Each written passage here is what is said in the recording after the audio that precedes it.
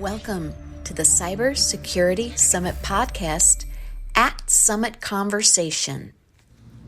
Well, hello, here we are at the 14th Annual Cybersecurity Summit, and I am here with Jason Trunk from Island, and we're excited to have you here now, third year that I've had the chance to bring someone from Island in the Cybersecurity Podcast studio, and today what I'm hoping you will share with us is a little bit about what you talked about today, what you shared, what you see next, and I'll have a couple questions for you. Yeah, and I know we got to get him to a plane, so we'll get you in and out today.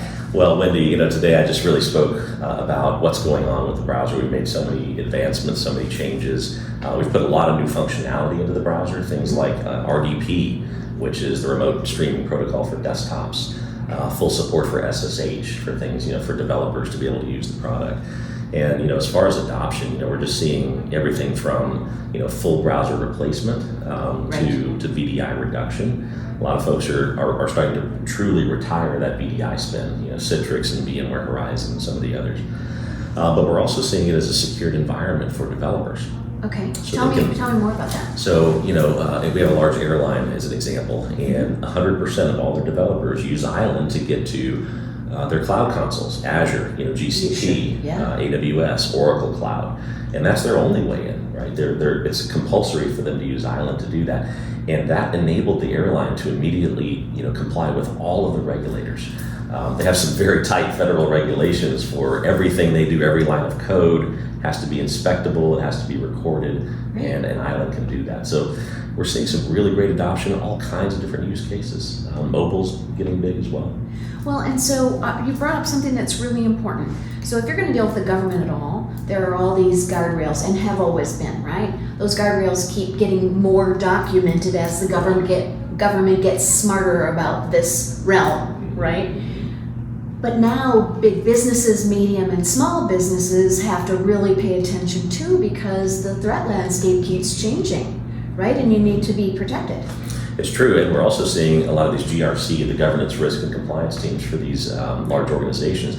They're at their wits' end. They have no way to accomplish some of these goals, right? Around or document that they are, right? Yeah, especially around data protection and others. And the local laws are changing. We have California Privacy Act, we have GDPR. There's a new one that's coming on in Germany, and all of these represent restrictions around not only the data that can move around, but also how much you can monitor the use of this data. The individual users themselves, they have the right to be forgotten, and they have anonymity in some cases and others.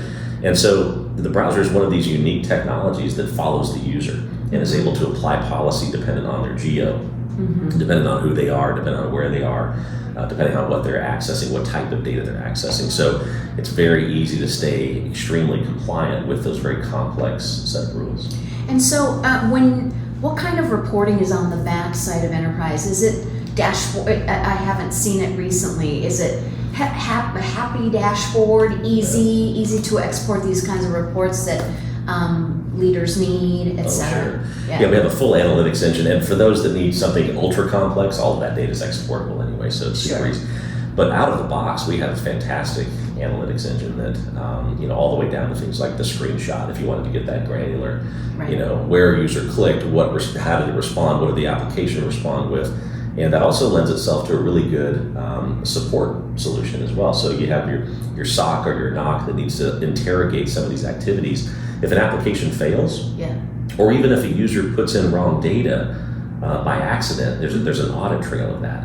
And so you can easily and forensically go back. But as far as kind of higher level reporting, there's a fantastic set of, executive level summaries, of all the way to things like productivity, to device compliance, to just application usage, shadow IT, extra apps that may have been added. So all of those, come together in kind of a high-level reporting structure that's built into Island. And so are any companies not extensively using cloud services for development? You mentioned Azure and some others. Who's not operating that way? So I guess my point is not to sell Island today, but who doesn't need what it seems like the most baseline opening price point thing you have to address if you're addressing cyber. I think so, Is the because not only did all of the data move to the cloud, Yeah. but so did all the code, right? The code is in code repositories. We have GitHub and we have AWS and Lambda functions and all Kubernetes. That's where the code is today. It used to be in somebody's closet in a server, Right. Or even locally on a laptop. Yeah. And those are very difficult to control. It's very difficult to do versioning and do collaboration with. And so these tools have been great, but remember the interface to those tools is now a browser.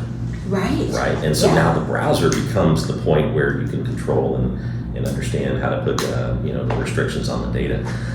From a technical perspective, and I said this today at the speech, is that when we've moved this data to the cloud, we trust that they're going to keep it secure. Like hopefully they have it under control. Right. However, when it makes that journey down through the internet, through your systems, through your networks, through your OS, it ends up onto your people's devices. And then it ends up where? In Chrome and Edge. That's exactly right. And then it goes anywhere it wants. That's right. That's the problem. And so totally. Yeah.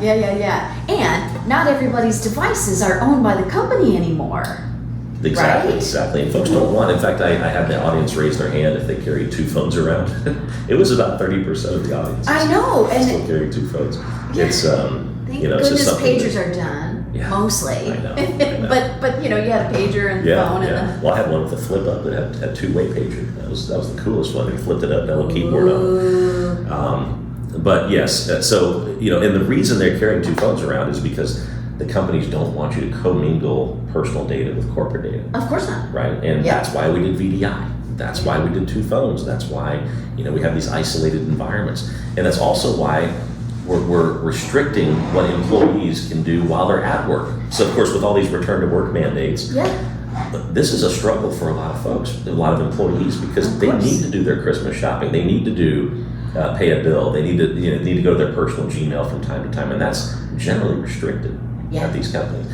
What Island has done is something we call the Say Yes use case, where these big banks, they're opening up Instagram and Facebook and and personal Gmail, because they know if they use the Island browser, none of that corporate data is going to follow them, and they can't get any data back out onto these corporate devices. So it improves the quality of life, and it improves the security posture, obviously, going to those sites. So it's really a win-win. Wow, it's really interesting. So what's going to change in the next year? Election aside, we're not going there. Sure. But what's on the horizon? What do we all have to be looking at? Well, we continue to displace virtual desktops and desktops as a service, and that is a huge market. That's a huge market. Part of the technology that we've built inside of Island is also our own zero trust network. Right. And there's a lot of vendors out there that do zero trust networks. And now that we've put one into the browser, that's all really you need. You don't need any extra agents on the periphery or others. And so we're seeing a heavy adoption of VPN replacement, ZTNA replacement, SSE, Secure Service Edge replacement. Right. Because with this one thing now, this becomes one, I don't want to say an agent, but it's a browser. Everybody knows what it is. So it's no longer considered an agent, but it kind of is the agent to rule them all. And so I think the networking is still going to continue to dominate. We have that private access capability as well. Right. So for those private apps that are behind a firewall or deep in the infrastructure, this is a native way to access those, and that's very unique, because that's true client server. I mean, we're going direct from the client to the server with no break and inspect, nothing else surrounding it or in the middle. So I definitely see that, and mobile is also catching on in a big way. Right. Our mobile app is fantastic. We support iOS, iPadOS, Android, and then I will say one other thing too, and kind of a future forward looking, is there are these thin clients that a lot of companies have. A lot of banks have them. A lot of hospital, healthcare environments have them. Yeah. You go to the dentist and they're pulling up your chart. They've got this little thin client today that boots up into a Linux-based operating system and then gets them into Citrix, and that's where all that work is done. But again, expensive, bulky, sometimes slow. That's a conversion that'll happen. But what if you could run just a browser on that small machine? Right. And you don't necessarily need to stream all those visual pixels down and have all that infrastructure and that environmental impact and the cost associated with VDI. So that we're seeing these companies, and there's a few of them that are big names like iGel. and Elux and Stratodesk. And we run perfectly on those environments, which basically eliminates the need sometimes for Windows. Wow. Including the BDI. So, which actually is a safe thing. The less things you're operating, the better, right? Once you thin that stack back down. We have customers that use Windows locally, so they have bought a copy, $100 worth of Windows, of course, just to get into Citrix, which is expensive, and then to get you into another copy of Windows, which is another $100, and then to get you to the thick apps of the Office suite and others. Where the reality is, these devices, if they just had a read-only thin client Linux operating system, could boot you right into the browser in an extremely secure way. Right. And all those apps run native on a machine that doesn't require much power. It's a beautiful thing. Wow. So for those who haven't done enterprise browser yet, couple steps. What do you have to think about? How do you Sure. What's the easy? What convinces me to say this is the moment I have to explore this? I wish I knew that, but there should be plenty. There should be plenty. You'd be a million. The moment is different for everybody. Yeah. We've had folks for compliance reasons. Okay. We're here at this large hotel. That's a very large client of ours, 600,000+ endpoints. They had more of an HR reason to do it. We have banks that have deal rooms that they need to do, and these are collaborative M&A type activities of their most sensitive data. Their most sensitive data, but it's in Box.com or it's in Google Drive. And can you doesn't that just scare you? That it's sitting out on those things? That scares me to think of, because you have to trust that entity. It's true. And all the people there that you don't know, and that they're protecting it. It's true. Yeah, the whole world right now is doing business like that on a Chrome browser connected to Box.com or something like that. So we've developed new ways to secure that as well. But yeah, I'm just super excited. I mean, we continue to add features. We've got some new technology coming out, which you'll hear about soon as well. But we continue to also be just the better browser. Anti-phishing. Phishing is still the number one way that attackers get in. And what does every CIO do? They buy an email scanner to fix it, but it doesn't happen in email. Phishing happens after you click the email and you're in a browser. You're somewhere else. Typing in your credentials where you shouldn't be typing them. And if an enterprise browser knows that you shouldn't be there and it sees that you're typing corporate credentials, we can stop that. And that's a first. That's an industry first. Nobody's ever thought about doing that.